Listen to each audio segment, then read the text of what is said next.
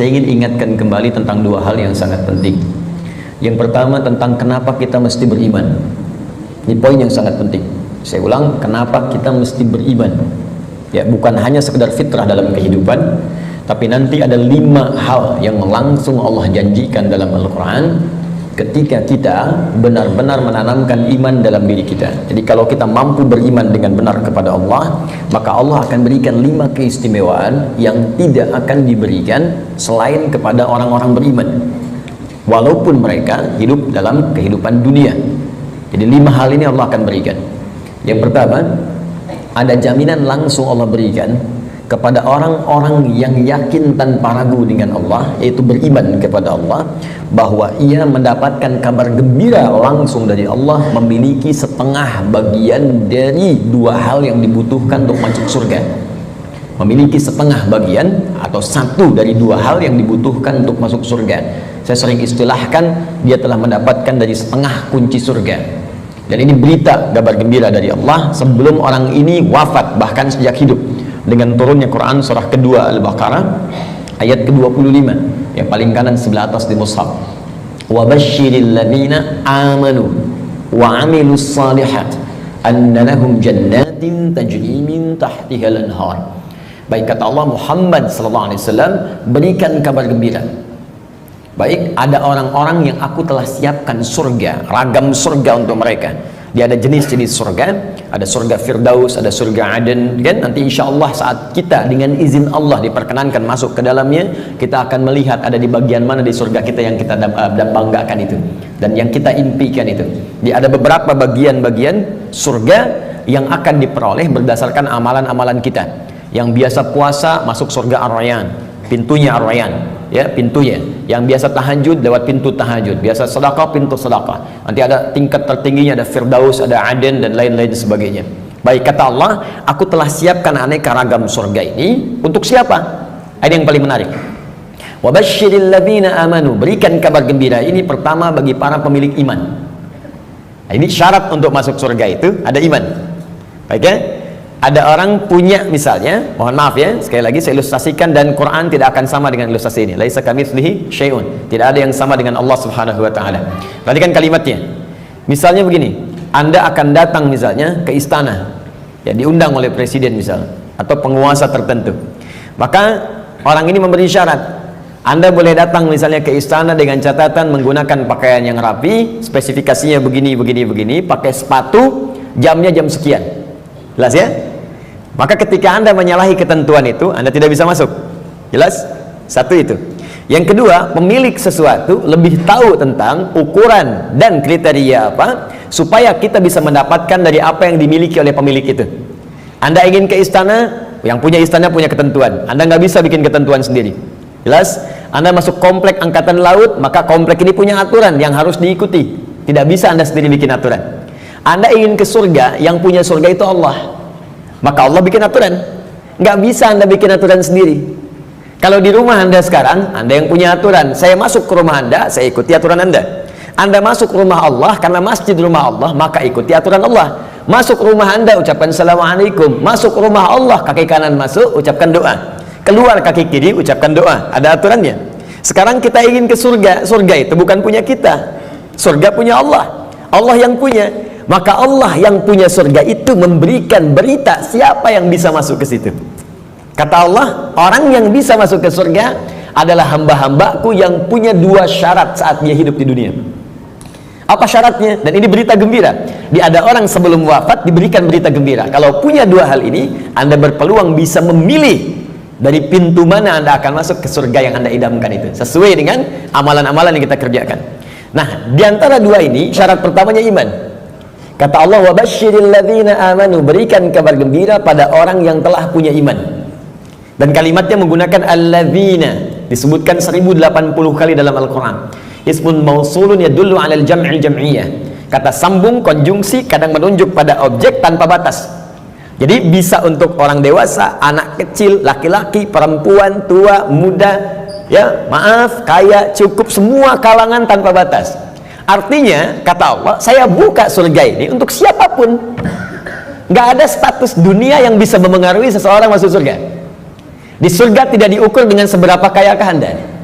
Hati-hati kalau Anda mendapatkan tingkat kekayaan dan Anda merasa kaya dengan itu, belum bebas Anda, hati-hati, belum bebas Anda dengan persyaratan untuk mendapatkan surga. Belum tentu harta menjadi jaminan untuk masuk surga.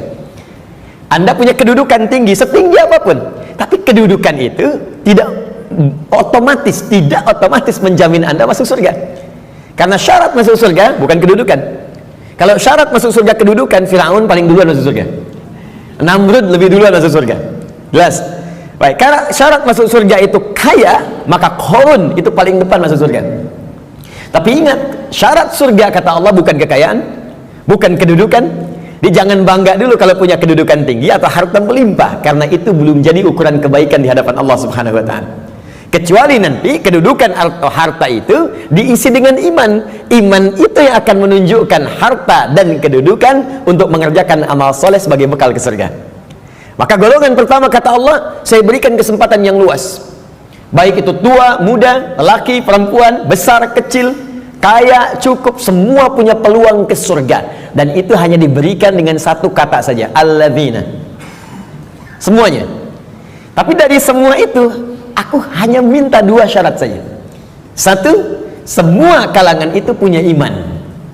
Yakin denganku kata Allah, yakin tanpa ragu. Berbahagialah kalau sampai dengan siang hari ini kita diberikan nikmat iman oleh Allah Subhanahu wa taala. Itu kenikmatan luar biasa. Dan kita mendoakan saudara-saudari kita supaya mendapatkan bagian itu. Karena itu seringkali saya membuka ta'lim dengan berdoa, ya Allah, berikan hidayah kepada saudara-saudari kami, tetangga kami, kerabat kami, teman kami di kantor yang sampai hari ini belum beriman kepadamu, belum mengucapkan syahadat. Berikan kekuatan pada jiwanya untuk bersyahadat sebelum wafat. Dan alhamdulillah, Anda mungkin tetangga Anda nggak semuanya beriman. Ya, ada yang misalnya A, ada yang B, ada yang C, tahajud malam dalam sujud minta. Ya Allah, Engkau satukan kami di dunia sebagai tetangga dan pertemukan kami kembali di akhirat ya Allah. Jangan pisahkan kami. Berikan dia hidayah. Doa itu yang tidak diketahui oleh orang yang didoakan, mungkin itu yang lebih cepat menghujam pada jiwanya. Kami di Ta'lim di Bekasi itu selalu membiasakan meminta kepada Allah. Ya, setiap malam Jumat kita minta, berusaha. Alhamdulillah, hampir setiap pekan ada yang masuk Islam. Kemarin seorang ibu dengan 3 orang anaknya masuk Islam. Begitu selesai ta'lim, datang lagi 1 orang lagi, diantar oleh suaminya, dia masuk Islam lagi. Masya Allah. Jadi alhamdulillah, kita tidak tahu siapa yang mendapatkan hidayah, tapi kita bisa berdoa kepada Allah untuk memohon untuk memberikan hidayah. Satu. Nah, kemudian yang kedua, ya, wa amilus shalihat, iman dan amal saleh. Di syarat surga itu sesungguhnya kalau diucapkan ringan, iman, amal saleh, iman, amal saleh. Tapi kalau dikerjakan itu yang butuh perjuangan. Dan ini gambaran di Quran itu indah, ya. Ini sekaligus isyarat. Wawunya ma'iyah, Pak, Bu. Ma'iyah itu sesuatu yang bersanding, nempel. Ya. Adi wa Ahmad zahaba ila masjid, misalnya Nurul Bahri. Adi wa Ahmad, Adi dan Ahmad, zahaba, keduanya pergi ila masjid Nurul Bahri, ke masjid Nurul Bahri. Adi dan Ahmad kalau menggunakan wa artinya dempet, nggak pisah, bersamaan, wawunya ma'iyah bareng. Ya, Allah menyampaikan wa basyiril ladzina amanu wa amilus shalihat. Syarat untuk masuk surga itu duanya bersamaan, nggak bisa berdiri salah satu. Ya, satu iman, 2 amal soleh. Nah, kalau kita baca dengan kaidah ilmu nahwu, otomatis keduanya ini akan saling terkait, berkelin dan memengaruhi. Artinya orang yang beriman pasti beramal soleh. Artinya amal soleh itu nggak mungkin muncul kecuali dari iman. Kalau amal semua beramal, ya, yang belum beriman pun bisa beramal, tapi belum tentu disebut soleh. Ingat, ya, tayyib mungkin non muslim bisa mendapatkan tayyib. Ya, khair mungkin, karena baik itu banyak di Quran. Ada khair, awas, ada tayyib, hati-hati. Ada ma'ruf, ada ihsan, ada saleh. 5. Tayyib, kebaikan fisik. Ya, kalau Anda makan yang sehat, yang menyehatkan, yang dibutuhkan, itu tayyib namanya. Itu anjuran di Quran surah kedua ayat 168. Kata Allah, kalau ingin cari makan, tidak semua yang diinginkan mesti dikonsumsi. Cari yang menyehatkan untuk tubuh. Ya ayyuhan nasu kulu mimma fil ardi halalan thayyiba. Hai semua manusia, ini rumus dalam Al-Quran, universal sifatnya. Kalau Anda ingin menyebar di bumi untuk cari makan, silahkan. Kalau sudah dapat dengan cara yang halal, jangan melanggar ketentuan hukum di mana kamu tinggal. Dapat dari situ, berikan yang bermanfaat untuk tubuh. Tidak semua yang diinginkan itu harus dikonsumsi. Yang dibutuhkan itu yang didapatkan. Haus berarti butuh minuman. Yang penting minum. Gak semua yang diinginkan harus kita minum. Alhamdulillah ada air bening, minum ya minum. Jangan menyulitkan diri sendiri pesan sesuatu yang tidak ada, akhirnya membuang banyak tenaga dan waktu, dan membuang peluang amal baik yang mungkin kita kerjakan seketika. Sudah ada air bening, pengen jusnya, wah Masya Allah buah naga yang dari Hongkong misalnya. nyari gak ketemu, muter-muter sampai sore, jam 5 baru dapat. Dari siang sampai jam 5 itu mungkin bisa dipakai apa gitu, bisa tilawah, bisa baca, bisa berkreasi, macam-macam. Baik, itu tayyib. Karena itu kalau anda bertanya pada orang Arab, kaifa haluk ya akhi, apa kabar? Dia katakan alhamdulillah ana tayyib, artinya dia sehat, kuat. Yang kedua, ada khair, itu sifat baik, sifatnya. Ya, jadi kadang-kadang kan ada yang fisiknya sehat tapi kan pikirannya nggak bagus. Ya, tampilan bagus, pakai jas, pakai dasi, luar biasa gitu kan, tapi pencuri juga. Ya, penipu juga gitu. Nah, kalau kita ingin rubah menjadi baik sifatnya, maka rubah kalimatnya menjadi khair, ya, karena ada Bang Tayyib 2 kali puasa 2 kali lebaran nggak pulang-pulang, padahal dia sehat kan. Baik. Nah, kalau kita ingin rubah pada sifat, jadikan khair. Quran surah 3 ayat 110, kuntum khaira ummah. Orang Islam itu pasti sifatnya baik. Kata Allah, kalian umat terbaik. Sifatnya jujur, sabar, tawadu. Jadi kalau ada orang itu jujur, orang Islam tuh mesti lebih jujur. Kalau ada orang sabar, orang Islam lebih sabar. Kalau ada orang tawadu, rendah hati, yang muslim itu pasti lebih rendah hati. Cukuplah keislaman kita menjadikan kita baik, punya sifat baik. Ini aneh sebetulnya kalau ada orang Islam nggak baik, itu aneh. Karena semua ajaran di Quran membimbing kita jadi baik, Pak, Bu. Jadi kalau semuka bumi se-Indonesia aja lah muslim, sudahlah, pasti baik. Jadi kalau ada orang Islam berbuat yang tidak baik, pasti ada yang tidak tepat dengan pelajaran keislamannya. Mustahil itu, ya. Mustahil ada orang Islam melakukan bom, ya misalnya, di tempat-tempat yang tidak dibenarkan, bom bunuh diri, bom ini, bom itu, tembak orang, bunuh orang, tusuk orang, itu mustahil. Ya, Quran sih mengatakan orang yang sengaja merencanakan pembunuhan, apalagi kemudian menyebabkan satu orang beriman meninggal, itu sama dengan pesan kapling di neraka jahanam. Buka Quran surah keempat An-Nisa ayat 92 sampai 93. Wa may yaqtul mu'minan muta'ammida fajaza'uhu jahannam. Maka siapapun yang merencanakan pembunuhan, apalagi pada satu orang, korbannya orang beriman, maka balasan yang setimpal untuknya neraka jahanam kalau tidak dia bertobat. Ya, wa ghadiballahu alaihi, Allah murka kepadanya, wa la'anahu, melaknatnya, wa 'adda lahu 'adzaban 'azima, dan dijanjikan di neraka azab yang berlipat lebih daripada orang biasanya, neraka jahanam lagi. Pertanyaan saya, orang beriman mana yang cita-citanya pengen masuk neraka jahanam? Tunjukkan pada saya. Mustahil. Dan bagaimana bisa bertobat kalau saat meledakkan diri itu dia meninggal? Bagaimana bisa tobat? Makanya hati-hati kalau ada ajakan-ajakan tuh lukai orang, tembak orang, bom orang. Saya sering kali sampaikan, dulu pertama bom kejadian, mudah-mudahan tidak pernah terjadi lagi di bumi kita Indonesia ini, insya Allah, ya, Jalan Tamrin tuh meluntuk. Saya di Lampung tuh, orang polos sekali bertanya, Ustaz, apakah bom di Jalan Tamrin termasuk jihad? Fisabilillah. Saya bilang, Pak, sependek pengetahuan saya, jihad fisabilillah itu jihad di jalan Allah, bukan di Jalan Tamrin. Hati-hatilah, ya. Kita balikan. Jadi satu itu iman, ya. Nah, kaidahnya adalah kemudian kembalikan tayyib, khair. Khair itu baru sifat, jujur itu sifat. Kalau sifat kemudian diaktualisasikan dalam bentuk sikap, maka berubah dari khair jadi ma'ruf namanya. Ma'ruf. Jujur itu sifat, disogok tidak menerima, sikap namanya. Jelas? Jujur itu sifat, diajak korupsi menolak, sikap namanya. Sifatnya khair, sikapnya ma'ruf namanya.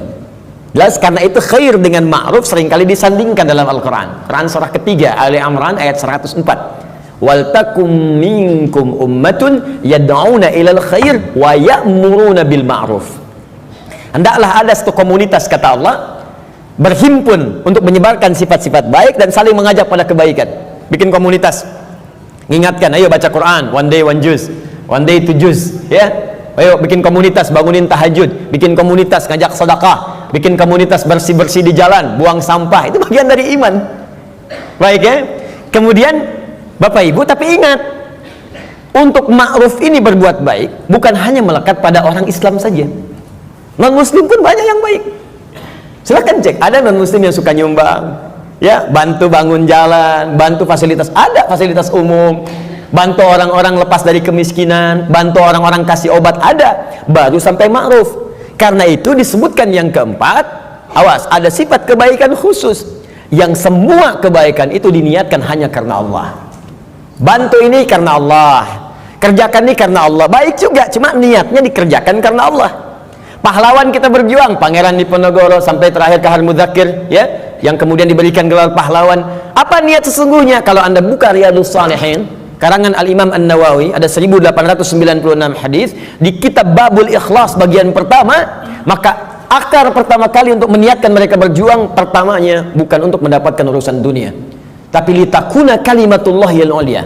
Man qatala litakuna kalimatullahi al-ulya fahuwa fi sabilillah. Niatnya khusus untuk berjihad di jalan Allah Subhanahu wa taala. Berjuang karena Allah, karena Allah, karena Allah. Bantu orang di kemiskinan karena Allah. Bukan karena pekerjaannya, tapi kebaikan itu dikerjakan karena Allah dan merasa diawasi oleh Allah Subhanahu wa taala. Maka yang keempat disebut ihsan namanya.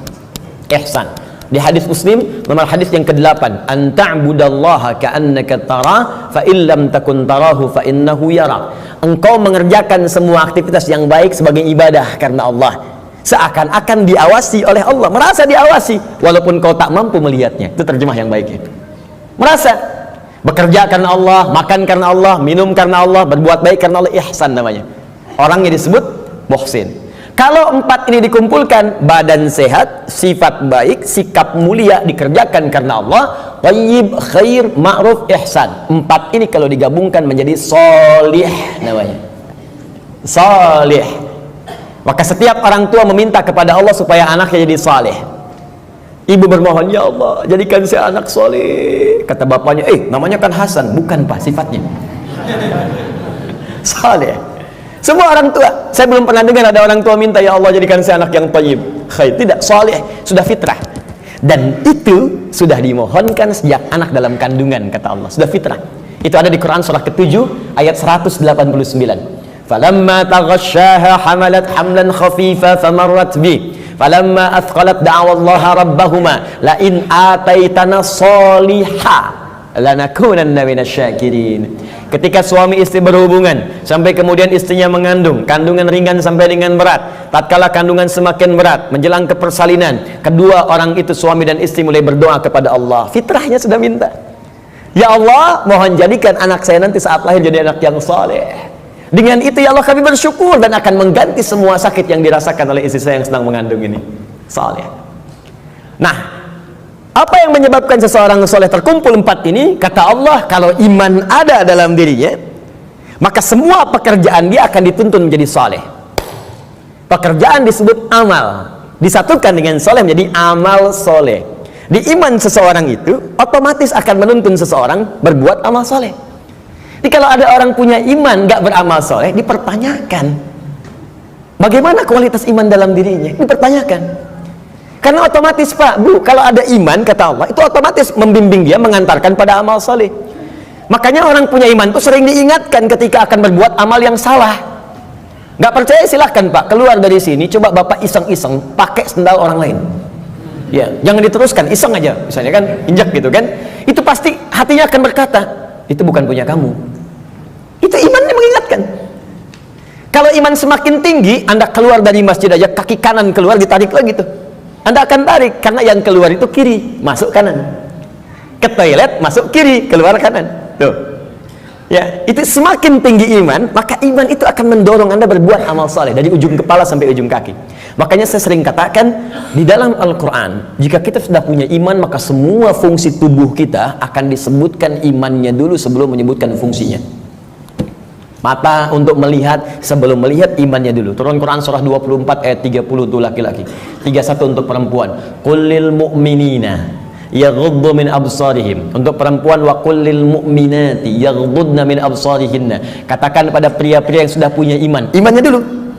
Dan katakan pada perempuan-perempuan yang sudah punya iman, matanya hanya boleh dipakai melihat yang baik-baik saja.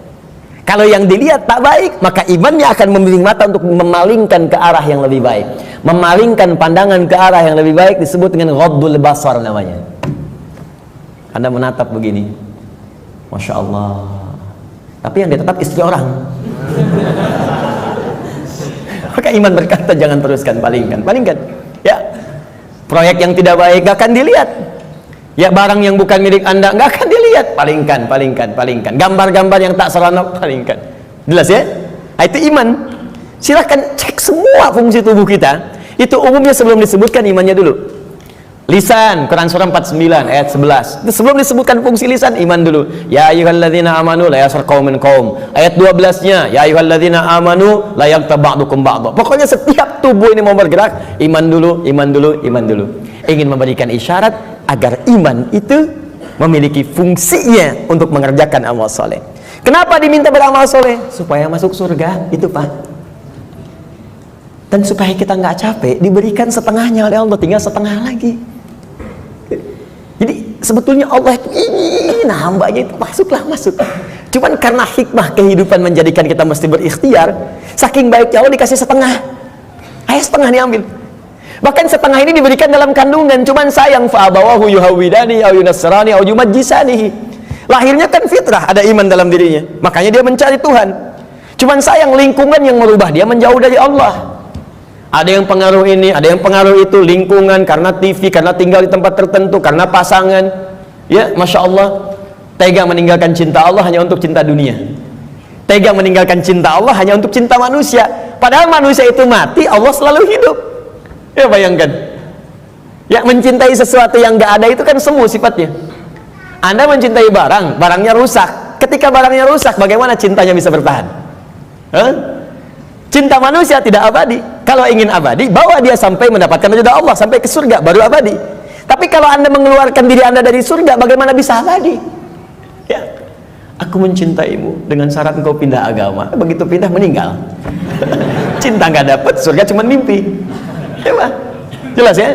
Baik, jadi teman-teman sekalian, bagian pertama, ketika Allah meminta kita beriman, sesungguhnya dengan iman itu Allah ingin memberikan garansi kepada kita bahwa Anda hamba yang terlindungi, dengan izin Allah bisa mendapatkan surga jika iman itu kita gunakan untuk menenun amal saleh. Jelas? Kalau amal saja tidak ada iman, maka tidak menjadi saleh. Maka orang yang belum beriman beramal baik, amalnya tidak disebut amal saleh, amal saja, amal khair. Gak pernah disebut saleh dalam istilah Al-Quran. Jelas ya?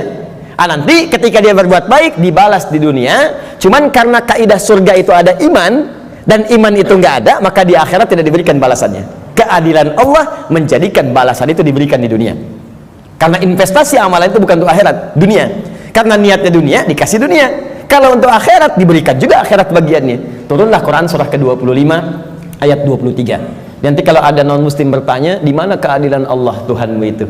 Jadi kalau ada orang nggak beriman berbuat baik nggak masuk surga, tapi ada orang beriman salah juga berpeluang masuk surga. Maka jawab kepada beliau, ya, kaidah surga itu kaidahnya syarat iman yang pertama kali, ya, bukan syarat dunia. Maka ingin masuk surga ada persyaratan. Anda masuk kampus ada persyaratan, masuk surga pun ada persyaratan. Anda lulus di satu hal tapi nggak lulus di yang lainnya, nggak bisa masuk kampus. Anda lulus satu hal nggak lulus yang lainnya, ya sulit masuk surga. Karena syarat surga beda dengan kampus. Syarat surga yang pertama itu adalah iman. Tapi saking adilnya Allah, kebaikan dia di dunia dibalas oleh Allah dengan cepat saat dia hidup di dunia. Maka turun ayat, wa qadimna ila ma'amilu min amalin faja'alnahu haba'an manthura. Jika ada orang belum beriman berbuat baik, kata Allah, saya akan cepat balas kebaikannya saat di dunia. Cuman karena amalan itu bukan amalan surga, maka saat ke akhirat nanti itu hanya akan jadi debu yang berterbangan, yang hanya dia tatap saja. Jelas sampai sini? Dan ini ayat turun karena pertanyaan Sayyidah Aisyah radhiyallahu taala anha kepada Nabi, ya Rasulullah, si fulan orang baik, suka berbagi, cuman nggak beriman sampai saat ini, bagaimana statusnya? Turunlah kemudian ayat ini. Jelas? Jadi kalau ada yang bertanya lagi sekarang, katakan Anda terlambat Pak, 15 abad yang lalu sudah ada pertanyaan Sayyidah Aisyah tentang itu. Turun ayat begini, sampaikan dengan sebaik-baiknya dengan cara yang paling lembut. Jelas? Satu, kenapa kita beriman? Pertama, karena ada kasih Allah pada orang beriman untuk menempatkan di tempat terbaik saat dia pulang kepada Allah Subhanahu wa taala. Dua, saya agak cepat. Orang beriman dijanjikan oleh Allah akan memiliki ketenangan dalam hatinya. Secara singkat, orang beriman itu Allah akan berikan ketenangan pada jiwanya, tenang gitu, damai hidupnya. Jaminan yang ada di Quran surah ke-48 ayat yang keempat. Walladzi anzalas sakinata fi qulubil mu'minin liyazdadu imanan ma'a imanihim. Dialah Allah yang akan menanamkan ketenangan pada jiwa orang-orang beriman supaya dia yakin dengan keimanannya. Nikmat juga beriman, jadi tambah lagi imannya, tambah lagi imannya. Jadi kata Allah, orang beriman itu pasti tenang. Dan ketenangan itu mahal, Bu, sulit dicarinya. Ibu silahkan cari harta dengan suami sekaya apapun, sulit membeli ketenangan itu nggak ada. Ada toko yang jual ketenangan? Nggak ada. Dan mahal. Kalau nggak percaya begini, Bu, ya, saya berikan pilihan, tapi ibu bapak jangan pilih yang ketiga ya, terutama ibu. Ya, jangan pilih yang ketiga. Kaya tapi gelisah atau miskin tapi tenang. Ayo, nggak ada pilihan ketiga dan nggak usah maksa. Kaya tapi gelisah atau miskin tapi tenang, pilih mana? Tuh. Kan? Banyak orang kaya tapi nggak tenang, ada yang bunuh diri, ada yang tembak diri sendiri, ada yang lompat ke depan rel kereta, ada yang saking kayanya bingung, kayaknya nanam cabai, cuma bikin kangkung, metikin cabai, metikin tomat. Terus Anda ngapain kalau cuma numpukin harta buat metikin tomat? Petani kita nggak kaya-kaya amat bisa metikin tomat juga. Coba lihat, Anda bayangkan. Jadi tidak selalu Bapak Ibu sekalian kekayaan itu bisa berkonotasi seimbang, equal misalnya dengan ketenangan, belum tentu. Tapi iman itu jaminan dari Allah, orang beriman itu pasti tenang. Ada kedamaian dalam jiwanya, enak gitu.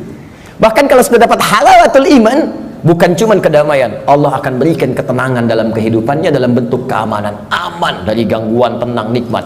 Maka diturunkan oleh Allah Quran surah ke-18 ayat 13. Saking tenangnya, tidur di gua aja enak. Bayangkan, gua loh, fasilitasnya tahu sendirilah. Di gua ya sudah, maaf, cahaya sudah terbatas, hampir tidak ada. Makanan bagaimana mendapatkannya, tempat tidurnya kemudian juga pasti keras. Tapi kok bisa ada yang tidur di gua selama 309 tahun? Saking enaknya tidur, gak ada yang ganggu, Pak. Bu, nikmat. Ya, yang memberikan nikmatnya Allah, dari kanan kiri, matahari diatur oleh Allah, terbit di sini, terbenam di sini, selalu tersinari di dalamnya. Sehat-sehat aja, bangun 309 tahun, Anda bayangkan. Ya, ada orang sekaya-kayanya baru 3 menit udah bangun lagi, pling, telepon muncul. Di pejabat memang bagus, kedudukan tinggi, tapi setiap 3 detik kerja ini, kerja itu. Baru tidur sebentar, bangun lagi, Pak, ada kejadian begini, bangun. Ini 309 tahun tidur cuman di gua. Fasilitas hampir nggak ada, tapi jaminan itu ada. Maka di ayat 13 di surat Al-Kahf, surat gua, ya, nahnu naqussu 'alaika naba'ahum bil haqq innahum fityatun, belum selesai, amanu bi rabbihim wazidnahum huda. Kata Allah, kami akan kisahkan pada Anda tentang kisah yang sebenar-benarnya, tanpa dikurangi, tanpa ditambahkan, sebenar-benar hak. Jadi ada sidqun, ada hak. Kalau sidqun, mayahtamilu sidqa wal kadzib, kadang benar, kadang tidak. Tapi kalau hak pasti benar, nggak bisa ditolak. Matahari terbit di timur, terbenam di barat, hak. Karena itu semua yang hak sumbernya hanya kepada Allah. Al-haqqu mir rabbika fala takunanna minal mumtarin. Al-Baqarah 149. Al-haq. Nah, sekarang kembalikan. Kata Allah, kami akan kisahkan pada Anda kisah yang sebenar-benarnya. Ya, tanpa kamuflase, tanpa rekayasa. Innahum fityatun, kisah tentang para pemuda yang berlindung di gua. Diberikan oleh Allah keamanan, dikejar-kejar, bukan sekedar dipersekusi, bukan sekedar diintimidasi, ya, maaf, bisa dieksekusi. Berlindungnya di gua, tapi nikmat sekali di gua itu, bisa tidur enak, nyaman, makan juga kenyang, langsung diisikan di perutnya, tidur bolak-balik, gak ada yang ganggu. 309 tahun, Anda bayangkan. Salatu mi'atin wazdada tis'a, 309 tahun. Siapa mereka? Innahum fityatun, sungguh mereka itu para pemuda, tapi bukan pemuda biasa. Ada sesuatu yang melekat pada dirinya, amanu, yang sangat beriman kepada Allah. Pesan ayat ini, ya, kata para pakar Al-Quran, sesungguhnya ingin memberikan pesan pada generasi mendatang. Jadi ada kaidah di tafsir itu begini, kalau nggak disebutkan siapa orangnya, kapan kejadiannya, maka pesan yang berlaku di ayat itu akan berulang kemudian di masa-masa yang akan datang dengan konteks yang berbeda. Anda sekalipun tinggal di rumah yang sempit, terbatas sifatnya, keadaannya tidak seperti yang lain-lain, RS7, ruangan sangat sempit sekali sehingga selonjoran saja susah, gitu kan? Susah. Ya. Tapi kalau ada iman dalam jiwa kita, itu bisa nikmat saja. Dibandingkan tinggal di tempat yang mewah luas, tapi iman nggak ada, kegelisahan itu muncul. Jadi orang beriman itu nggak akan disekat oleh dunia. Tinggal di kontrakan nikmat, di rumah yang luas nikmat, jadi kaya nikmat, cukup hidup juga nikmat aja. Ya, pokoknya beriman itu indah, nikmat itu. Jadi kalau kita beriman sampai saat ini dan tidak menikmati kehidupan kita, dipertanyakan ada apa yang salah dengan iman kita? Kata Allah, beriman itu nikmat, tenang hati. Jadi kok rumah mewah, mobil banyak gitu kan, ya lihat mendung aja sedikit udah bikin status. Mendung ya, kayak suasana hatiku. Apa yang mau dicari? Ya, coba lihat. Sekali-kali saya tuh jarang berinteraksi dengan media sosial. Cuman kalau udah lihat, saya lihat nih, ada teman-teman official lihat misalnya, saya suka kadang-kadang suka nggak betah ngelihat ini. Ini orang kenapa hidupnya? Dikit-dikit ngeluh gitu kan? Maunya apa? Ya belum musim hujan minta hujan, dikasih hujan minta jangan hujan. Maunya apa gitu? Ya kenapa kita nikmati aja? Iman itu indah, iman, wah masya Allah. Kasih hujan, alhamdulillah, banjir pakai berenang. Jadi solusi. Jadi itu teman-teman sekalian ya. Selanjutnya ada jaminan Allah yang selanjutnya ya, orang beriman pasti bahagia kata Allah dan cenderung sukses. Tidak cukup dengan amin, nanti kita belajar dulu. Turun Quran surah ke-23 ayat 1. Qad aflahal mu'minun. Qad aflahal mu'minun. Orang beriman itu dijamin oleh Allah. Saya artikan dijamin karena kalimatnya menggunakan qad, harfu tahqiq, huruf jaminan. Qad, harfu tahqiq, huruf jaminan. Qad aflahal mu'minun. Orang beriman pasti menggenggam kebahagiaan dan kesuksesan. Aflah itu dari kata falah. Kalau di bahasa Inggris, di kamus bahasa Inggris itu diartikan success and happiness. Sukses dan bahagia. Ya, digenggam. Kalau digenggam menjadi aflah namanya, aflah. Kata Allah, orang beriman itu pasti menggenggam kesuksesan dan kebahagiaan. Pasti tergenggam dalam diri. Jadi cukuplah dengan beriman akan bahagia. Cukup dengan beriman sukses dalam pekerjaan yang kita kemudian lakukan. Walaupun barangkali level kesuksesan itu dalam pandangan orang bisa beda-beda. Bagi si A, manajer itu bagian kesuksesan hidupnya. Yang lain levelnya direktur, yang lain komisaris. Pokoknya levelnya bisa berbeda, tapi sukses. Silahkan cek semua sahabat Nabi, di semua bidangnya sukses dan bahagia. Ali bin Abi Thalib dengan pengajar, cita-citanya menjadi pengajar dan menikmati itu, walaupun kekayaan secara kekayaannya ya sifat materinya mungkin terbatas, tapi beliau merasakan kebahagiaan dan merasakan kesuksesan dengan itu. Abdurrahman bin Auf kaya luar biasa, sampai kapaknya terbuat dari emas. Abdurrahman bin Auf dan menikmati itu dan bahagia juga, bahkan terjamin surga. Ada di lisan Nabi.